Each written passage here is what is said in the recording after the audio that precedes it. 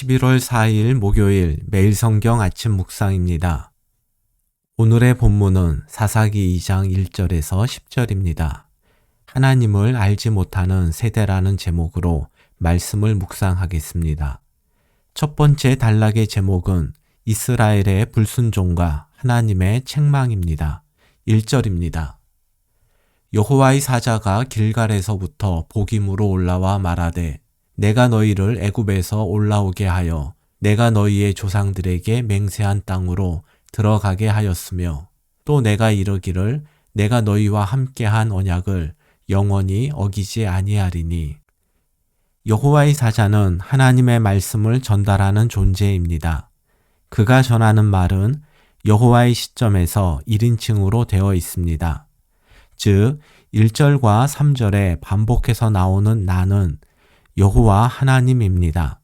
하나님의 말씀이 1인칭으로 전달되는 것은 사자가 전달하는 내용이 하나님의 말씀임을 강조하는 것입니다. 하나님께서는 제일 먼저 출애굽 사건과 시내산에서 맺은 언약을 언급하십니다. 이처럼 과거의 사건들을 말씀하시는 이유는 이스라엘을 향한 하나님의 신실하심을 강조하기 위해서입니다. 그리고 이스라엘의 불순종과 신실하지 못함은 하나님의 신실하심과 대조를 이루어 더 부각될 것입니다. 2절입니다. 너희는 이 땅의 주민과 언약을 맺지 말며 그들의 제단들을 헐라 하였거늘 너희가 내 목소리를 듣지 아니하였으니 어찌하여 그리하였느냐. 이스라엘 지파들은 경제적 이익을 추구하고 가나안 문화와 종교에 동화됨으로써 가나안 주민과 언약을 맺지 말고 그들의 제단을 헐라는 하나님 말씀에 순종하지 않았습니다. 사사기 1장에서는 이스라엘의 적당한 타협과 세속적 가치를 추구하는 모습이 정복 전쟁의 절반의 성공 뒤에 가려져서 잘 보이지 않았습니다. 그런데 하나님께서는 사자를 통해 분명히 말씀하십니다. 너희가 내 목소리를 듣지 아니하였으니 어찌하여 그리하였느냐. 이로써 지난 사흘 동안 살펴본 사사기 1장에 나타난 이스라엘의 선택과 행동이 하나님에 대한 불순종이었음이 공식적으로 선포되었습니다.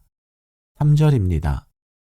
그러므로 내가 또 말하기를 내가 그들을 너희 앞에서 쫓아내지 아니하리니 그들이 너희 옆구리에 가시가 될 것이며 그들의 신들이 너희에게 올무가 되리라 하였노라.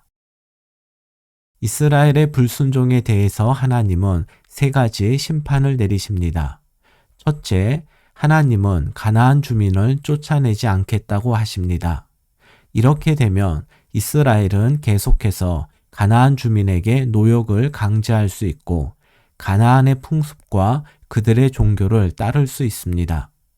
그런데 이것은 이스라엘 백성들이 원했던 것인데 이것을 왜 하나님의 심판이라고 할까요?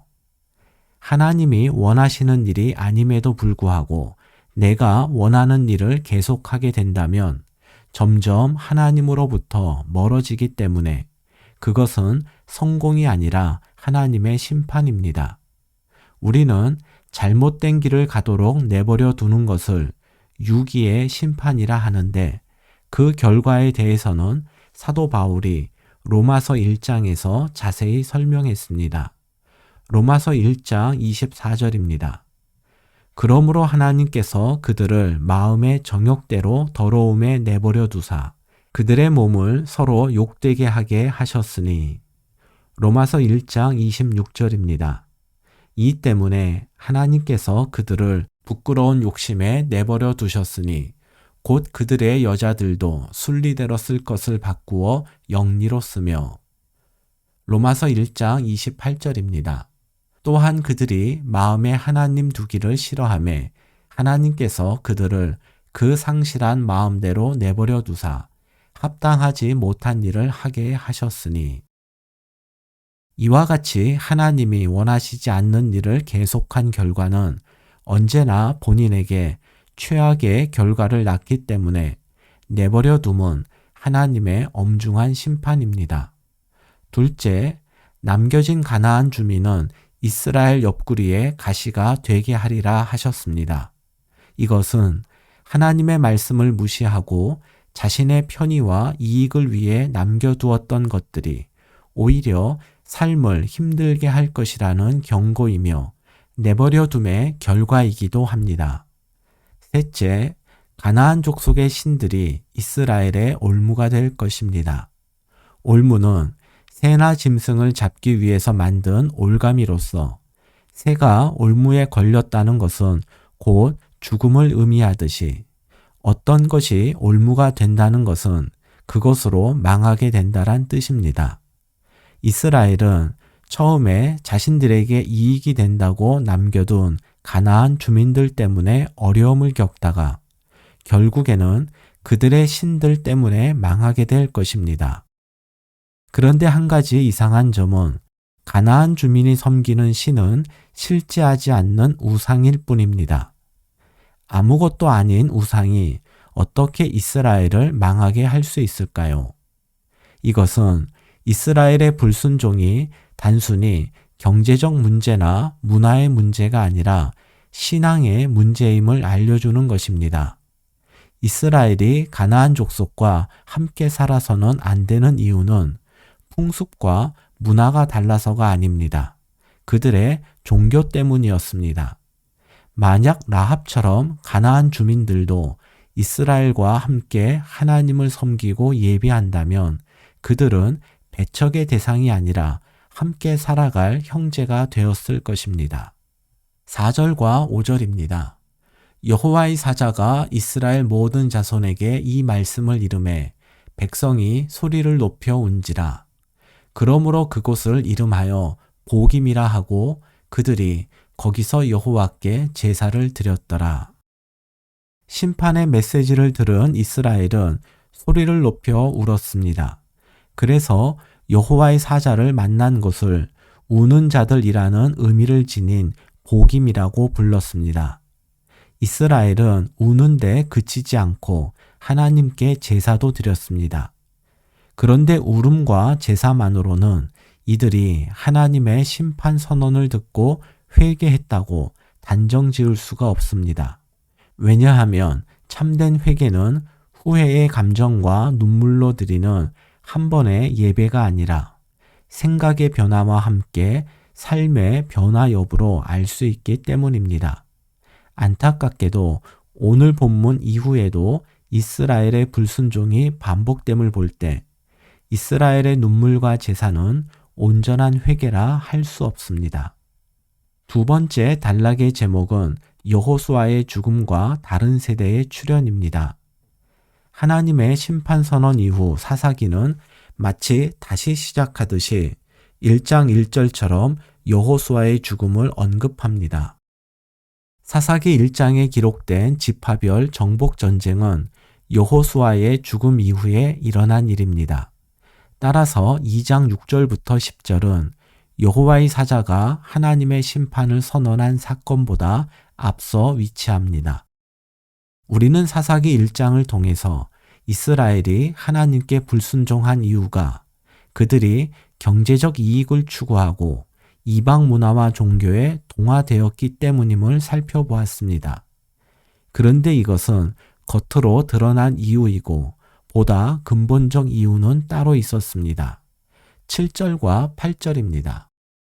백성이 여호수아가 사는 날 동안과 여호수아 뒤에 생존한 장로들, 곧 여호와께서 이스라엘을 위하여 행하신 모든 큰 일을 본 자들이 사는 날 동안에 여호와를 섬겼더라. 여호와의 종 눈의 아들 여호수아가 110세의 죽음에 10절입니다. 그 세대의 사람도 다 그 조상들에게로 돌아갔고 그 후에 일어난 다른 세대는 여호와를 알지 못하며 여호와께서 이스라엘을 위하여 행하신 일도 알지 못하였더라. 7절처럼 신실한 믿음을 보였던 한 세대가 모두 죽은 후 그 뒤를 이어 등장한 세대는 이전 세대와는 달랐습니다. 이들은 여호와를 알지 못하며 여호와께서 이스라엘을 위하여 행하신 일도 알지 못했습니다. 새로운 세대가 여호와와 그가 하신 일을 알지 못한 이유는 무엇일까요? 먼저 생각할 수 있는 것은 부모 세대에서 다음 세대로 신앙이 계승되지 않았다는 점입니다. 여호수아 세대는 출애굽과 광야 생활에서 경험한 하나님을 다음 세대에 제대로 전하지 못했기 때문에 이들은 하나님을 알지 못했고 그 결과는 하나님에 대한 불순종으로 나타났습니다. 그래서 우리도 다음 세대에 풍요로움보다는 우리가 경험한 하나님을 전하는데 힘써야 합니다. 둘째, 여호수아 다음 세대 역시 자신들이 직접 하나님을 경험해야 했는데 그렇지 못했기 때문에 이들은 하나님을 알지 못했습니다. 하나님을 알지 못했다는 것은 단지 하나님을 지식적으로 몰랐다란 의미가 아니라 삶 속에서 하나님의 살아계심과 능력을 체험하지 못했다는 뜻입니다. 비록 부모 세대로부터 신앙을 계승받지 못했을지라도 각자가 하나님의 임재와 동행을 갈망하며 자신의 문제를 하나님 앞으로 가져간다면 그는 하나님의 현존과 능력을 체험함으로써 하나님을 분명히 알고 믿는 신앙인이 될 것입니다. 오늘의 말씀 요약입니다. 하나님이 원하시는 일이 아님에도 불구하고 내가 원하는 일이 잘 된다면 그것은 성공이 아니라 하나님의 내버려둠의 심판입니다. 말씀 앞에서 우리가 취할 행동은 후회의 감정과 눈물이 아니라 생각의 변화와 삶의 변화입니다. 우리가 다음 세대에 물려주어야 할 것은 부유함이 아니라 하나님의 이야기, His story, 즉 하나님의 역사, 히스토리입니다. 오늘의 한 줄 기도입니다. 오늘도 살아계신 하나님을 구체적으로 경험함으로써 하나님을 더욱 알아가게 하소서.